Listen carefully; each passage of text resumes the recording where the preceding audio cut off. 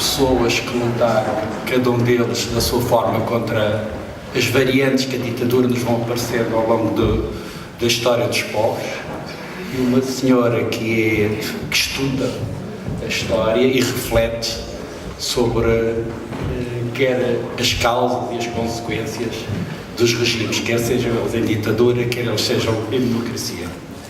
Se não se importa, passaria já a palavra primeiro aos convidados e começaria para o Hotel Saraiva de Carvalho. O 25 de Abril abriu o caminho, de facto, a uma revolução ímpar na história do nosso país e, segundo os analistas, da história de todos os países, do mundo inteiro. Portanto, nós, portugueses, devemos ter um orgulho muito grande naquilo que foi o 25 de Abril e que o 25 de Abril tornou possível, mas que, infelizmente, atualmente, o capital financeiro especulativo internacional nos obriga outra vez a uma submissão, a uma perda de soberania permanente, em que temos um primeiro-ministro que, quando precisa tomar uma resolução qualquer importante para os destinos do país, tem que ir à Alemanha para perguntar à senhora Merkel o que é que deve fazer. Em 74, a Revolução Portuguesa trouxe tanta esperança para nós. Nós estávamos numa situação pior no Brasil, né? 73, 74. Tinha pouca esperança, a guerra do Vietnã ainda não tinha terminado. Então foi totalmente inesperada a Revolução dos Cravos, mesmo sendo dirigida por militares, porque nós lá lutávamos contra os militares. Eles derrubaram o governo, mas houve espaço para o povo participar e tentar questionar todo o poder, que é o processo revolucionário. E que hoje a gente está discutindo mais revolução e democracia do que ditadura e democracia, porque a gente quase não vê ditadura no nosso lado do mundo. Está mais como o Egito. Egito, eles dizem que lá que vive uma revolução, que o povo está participando muito na rua, discutindo o futuro. E é estranho entender o que está acontecendo no Egito, porque a revolução leva ao poder os militares, que eles já derrubaram os militares há 2 anos e agora eles vêm de novo. Então, isso é muito complicado da gente entender hoje o que é revolução. No Brasil, acho que a gente nunca teve revolução. Nós estamos tendo agora algo parecido com revolução, a revolução econômica, que é a incorporação das grandes massas no mercado, através das políticas sociais de um governo que não veio ao poder através de uma revolução rápida, foi uma revolução longa. Esta é uma das características de uma revolução. A política deixa de ser a atividade de partidos políticos, de profissionais e de dirigentes políticos e passa a ser a vida do dia-a-dia das pessoas.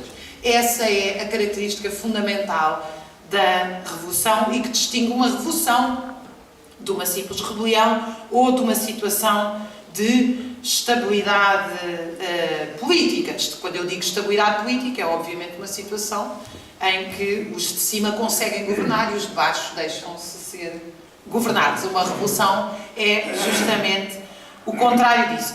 Dizer-vos, eu estou aliás convencida que a Revolução Portuguesa não é tanto estudada a nível internacional porque ela é um exemplo de uma semi-vitória e portanto é muito melhor lembrar o Chile aos trabalhadores de hoje, porque os trabalhadores do Chile foram esmagados por uma ditadura militar sangrenta, do que lembrar a Revolução Portuguesa, que é parcialmente vitoriosa. O filme que eu trago para essa quinta edição do Festim, Hércules 56, que eu realizei 7, 8 anos atrás, é um documentário sobre a captura, o sequestro do embaixador norte-americano no Brasil em 1969, 4 anos e meio depois do golpe, e menos de 1 ano depois do golpe, dentro do golpe, do forte endurecimento da repressão e da ditadura, que foi o ato institucional número 5.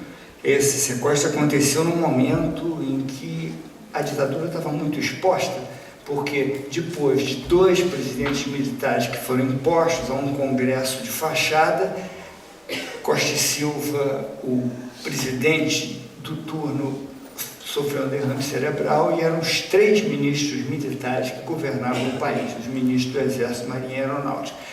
E nesse momento, o embaixador americano é sequestrado e a sua vida foi trocada pela libertação de 15 presos políticos das mais diversas tendências, daqueles grupos que combatiam a ditadura, e a divulgação, meio de comunicação, de um manifesto revolucionário. Nesse dia eu estava dentro de um aparelho do PCdoB no Rio de Janeiro, com meu companheiro que está até aí, pai da Helena do filme, da Petra, que é a diretora. Nós estávamos lá numa reunião com mais um operário de Belo Horizonte e o cara do PCdoB que foi criar o PCdoB em Minas. E nessa reunião de 3 dias, no segundo dia, o Lincoln Oeste, que era dirigente do PCdoB, ex-PCB, veio com todo o sequestro do embaixador americano para nós. Todo feliz, porque nós estávamos numa casa fechada, nós fomos para lá de olhos vendados. E aí, na hora que ele contou, eu falei, pô, mas você está contente? Nós não somos contra o foquismo? Contra as ações armadas da pequena burguesia? Não temos que esperar o povo se revoltar? Aí ele falou assim, mas eu não consigo deixar de ficar feliz. Eu não consigo deixar.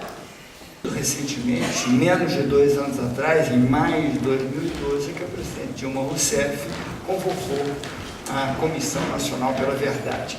A companheira Dilma, eu digo porque foi militante da mesma organização em que eu atuava quando fui preso pela primeira vez, 2 prisões, que me fiquei 9 meses atrás das grades, sofrendo tortura, privações.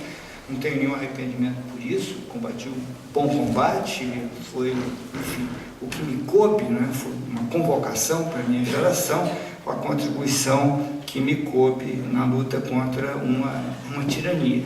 É uma coisa engraçadíssima nos portugueses, é que os portugueses veem qualquer brutalidade do Estado, do ponto de vista da força repressiva, e condenam-na imediatamente. É uma coisa massiva na sociedade portuguesa e eu acho que esse é um dos grandes legados do 25 de Abril, é nós não tolerarmos a repressão, no fundo, a violência institucionalizada pelo Estado, e esse é um dos nossos grandes legados. Obrigada.